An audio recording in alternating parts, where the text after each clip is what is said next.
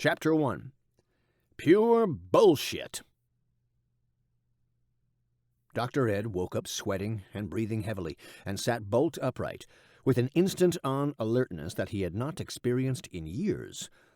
His heart felt dangerously fast, and he immediately thought of his computer, which had recently been tampered with by his son, and whose CPU was now running overclocked. There followed hard upon this naggingly recurrent worry a rumbling in Dr. Ed's lower abdomen, and he made an anxious dash for the master bedroom's ensuite toilet. The upshot of what disappeared into the downspout hardly deserved the appellation stool, and was not at all what Dr. Ed was accustomed to. Firm, long, and in terms of odor, sweetly horse-like. Rather, today's effluent was a curious, and as it would turn out portentous, mixture of gas and, not quite metaphorically speaking, what his more nautically inclined colleagues termed black water. Naturally, Dr. Ed was not at all content to greet the dawn in such a disquieting manner as this. His wife, thankfully, had not been roused by his helpless bleating, honking, and groaning. She also failed to be stirred by the subsequent, more quotidian noises of Dr. Ed completing the trinity of his morning ablutions with a shower and a shave. And she snored right through the sliding and banging of various dresser drawers and kitchen cupboards, through the dentist drill whine of the coffee grinder, and through the banal enthusiasms of the snooze-you-lose morning show on 1040 Cruise. She was a self-medicating sleepwalker, and an enthusiast of the narcotic action of, both over-the-counter and prescription, nighttime cold and headache medications, and would not regain consciousness until she was good and ready. After his coffee, psychotropic Honduran beans that came in smallish, cheap cellophane packs, which Dr. Ed's wife poured by the dozen into a large chock-full-of-nuts tin and kept erroneously in the freezer, a continual replenishment of which was couriered to him on a regular basis by an ophthalmologist colleague who performed charity work in that Central American hotspot, Dr. Ed found that he had to go again. His subsequent visit was as unusual, as discomfiting, and as murkily unfathomable as the first, but the second passing left him feeling temporarily less ill at ease, in relative terms, than before. But relative to what, exactly? Oh, he calculated, he figured, as was his wont, that this nascent little situation of his was somewhat analogous to the manner in which nicotine works its own small-scale wonders on the central nervous systems of those habituated to its charms. That is, there is a momentary release of and relief from pressure, relief which is always accompanied by and predicated upon the knowledge, the foreknowledge, statistically speaking, that more of the same is assuredly on its way. Like many of us, Dr. Ed was accustomed to spending more time in the washroom than was strictly necessary to the performance of the various bodily functions to which that part of every modern house is dedicated. And, like many of us, Dr. Ed filled those 5 to 10 extra minutes a day with some unchallenging, often demulcent reading material. Unlike many of us, however, Dr. Ed had done the math, had crunched and digested the numbers involved, and had assimilated their significance. Those 5 to 10 minutes of lavatorial seclusion equaled approximately 150 to 300 minutes a month, which worked out to about 30 to 60 hours per year. Time literally wasted, sitting down, reading, to be honest, crap. Stool softeners for the constipated mind. Unguents for those hemorrhoids of the soul. It made him shudder to think of the number of New England Journal of Medicine and Psychiatry Today articles he had neglected to wrestle with over the years, favoring, in their stead, such frothily diverting and easily catabolized tales from the likes of the ubiquitous John Bull and its somewhat less popular sequel, Commodore Commode. Today, however, Dr. Ed uncharacteristically, if understandably, eschewed these rough but ready populist certitudes in favor of several minutes of quiet reflection upon the arresting, rather unusual dream from which he had, not quite 30 minutes previously, so abruptly awoken. Now, Dr. Ed was certainly not the kind of frivolous charlatan to get his patients wrapped up in the interpretation of the endless winding sheet of their dreams. For Dr. Ed, the entire field of psychotherapy was suspect, replete as it was with, as Dr. Ed put it, the frippery and quackery of feather-bedding time-wasters.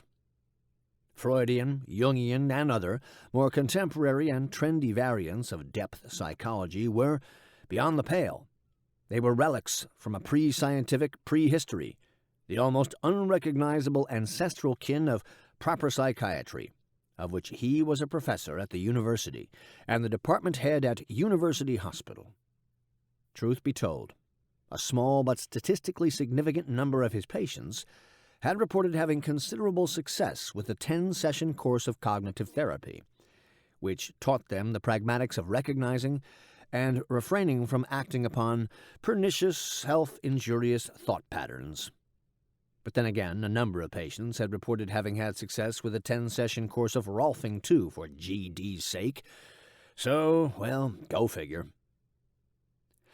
So Dr. Ed maintained no active professional interest in dreams, neither in the diagnostic fruits which are allegedly born of their interpretation, nor in the therapeutic efficacy that supposedly arises from bringing them from the unconscious to the conscious mind. Nor, it must be added, was he the least bit interested in either the form or the content of his own nocturnal narratives.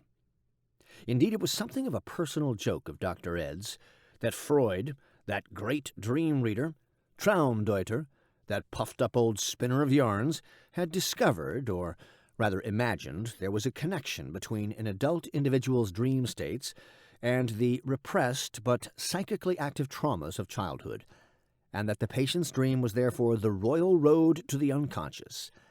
And this imagined connection, as Dr. Ed saw it, was based upon some rather spurious etymologizing on Freud's part, or to use Freud's own terminology against him, upon some unconscious wish fulfillment of the late great Viennese witch doctors. Freud may have considered himself a scientist, but Dr. Ed's pin had him wriggling in an entirely different collection of exotic specimens, amongst the family of august Germanic theoreticians, the species of the professional philologist. Like his forerunners Hegel and Nietzsche, Freud's reputation rested not so much upon empirical research as upon the creative misinterpretation, the Kleinemann of, and the invention of novel terminology for previously extant phenomena. Thus, the significance of the dream, das Traum, a word of Old High German origin, a variant of which is also found in Old Norse, in terms of both theory and praxis, is for Dr. Ed's Freud inextricably linked to an etymological consanguinity with the ancient Greek traumatikos, or wound, from which both the modern German das Trauma and the English trauma are derived. In short, Freud was, or rather thought he was, lifting from the ancients again, and dreams are old traumas that present themselves in disguised or displaced form, so as to prevent injury to their dreamer. This was all just pure bullshit, of course. Dr. Ed had only taken 2 courses in which Freud had even been mentioned. He had had one half of a lecture on Freud in an undergraduate arts elective course, a history of Western thought, from Plato to NATO, and The Case of Anna O. was the subject of a 2-hour seminar in History of Psychiatry 1 in med school. But Dr., then just plain Ed, hadn't read the text, and the presenter had succeeded in inducing much-needed sleep, and etc., etc. But any fool knew that dreams are randomly produced by the pons, or primitive part of the brain, as a byproduct of the initiation of REM sleep, and for GD's sakes, that was GD, amit, that. That was all the hell there was to it. But today, this lumbering dream of his own held him in what was, for Dr. Ed, a kind of Gothic thrall, held him in that mixture of credulity, skepticism, and involuntary awe experienced by a child viewing back-to-back Godzilla and Godzilla vs. Megalon, a double bill on the small screen for a gray late autumn Saturday afternoon.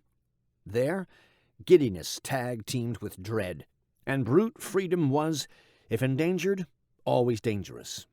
And yet it was still to be prized above all else. And what if an entire city of concrete and tarmac had to be destroyed in the process? The human world, revealed as a prison house of bureaucratic unreason, intuitively understood as such even by the pubescent, nascent Dr. Ed, deserved to be razed to the ground, didn't it, after all?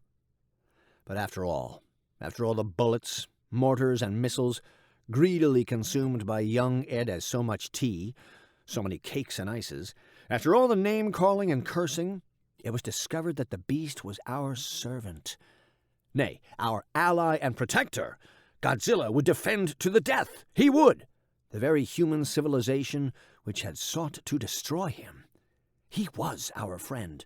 He was our friend indeed. But no, he could not be tamed.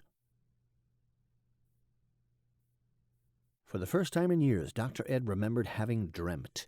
He had forgotten the details, but significantly, he remembered the feeling, the sensation of a peculiar kind of presence, the presence of a kind of absence in the thoracic region of his anterior body, slightly to the left of midline.